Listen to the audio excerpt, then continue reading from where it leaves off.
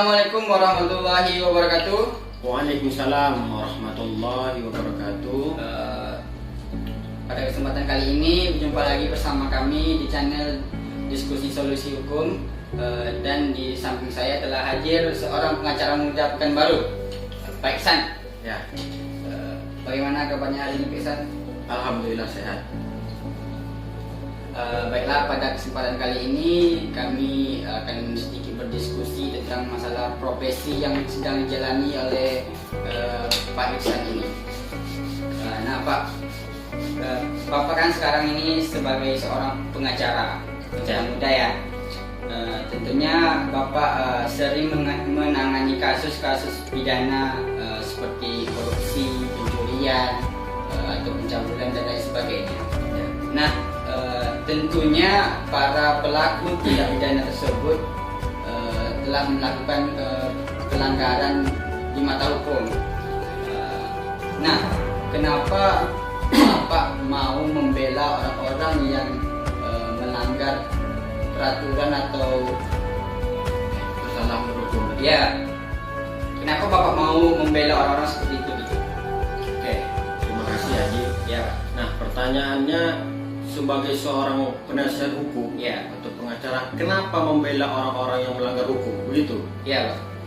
Nah, yang pertama yang perlu kita ketahui bersama bahwa kita menganut asas hukum praduga tidak bersalah. Praduga tidak bersalah ya. Nah, praduga tak bersalah ini dimaksudkan bahwa seseorang itu tidak dapat dikatakan bersalah sebelum ada putusan dari pengadilan yang berkuatan hukum tetap. Nah, itu dasar mulanya. Nah, itu juga telah dijelaskan di dalam peraturan pasal 8 ayat 1 Undang-Undang tentang Kehakiman yang menjelaskan bahwa seseorang itu tidak bersalah sebelum ada putusan yang inkrah, yang berkekuatan hukum tetap.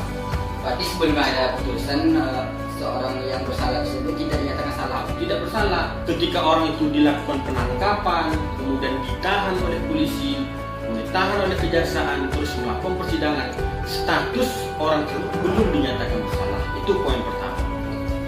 Yang poin kedua, bahwa dalam kitab undang-undang hukum acara pidana yang kita anut di Indonesia, bahwa memang mengatur tentang hak-hak terdakwa ataupun tersangka. Nah, di dalam pasal 54 dijelaskan bahwa guna pembelaan tersangka ataupun terdakwa berhak mendapat pembelaan ataupun penasihat hukum.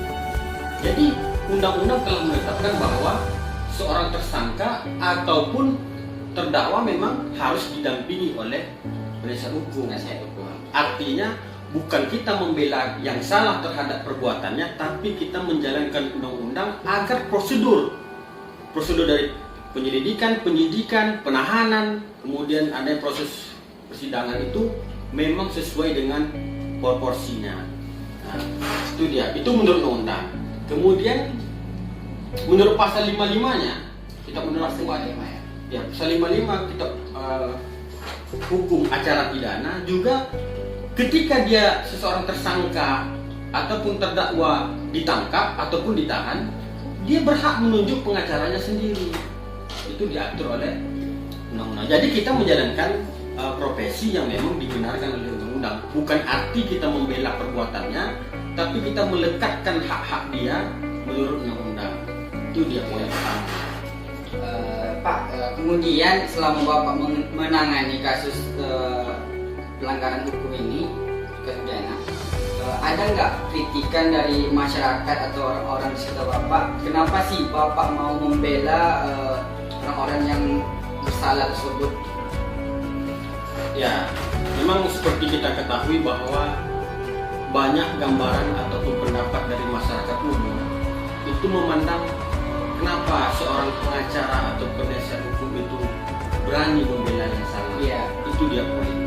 Padahal memang pada faktanya bukan perbuatannya yang kita bela, tetapi terhadap undang-undang dan hak-hak dia yang melekat menurut versi undang-undang itu yang harus kita jalankan. Nah, ini juga menjadi kewajiban ataupun semua keterlibatan hukum, baik dari pengacara, kemudian dari pihak kampus-kampus, juga harus terlibat dalam mensosialisasikan tentang profesi advokat, sehingga gambaran-gambaran seperti ini pun dapat menjadi pencerah bagi masyarakat agar dapat berpikir yang benar gitu. Berarti bisa jadi memberikan pandangan kepada masyarakat agar masyarakat itu paham ketika seorang pengacara membela si pelaku atau tindak pidana, bahwa nggak selamanya pengacara itu membela yang salah gitu. Saya kira sudah cukup diskusi bersama Pak Pengacara, dan jangan lupa pada musim corona seperti ini taatilah protokol kesehatan, yang pertama dengan cuci tangan, yang kedua dengan pakai masker, dan jangan lupa memakai hand sanitizer. Sekian anjuran protokol kesehatan dari diskusi solusi hukum. Lebih dan kurang saya minta maaf. Assalamualaikum warahmatullahi wabarakatuh. Waalaikumsalam warahmatullahi wabarakatuh.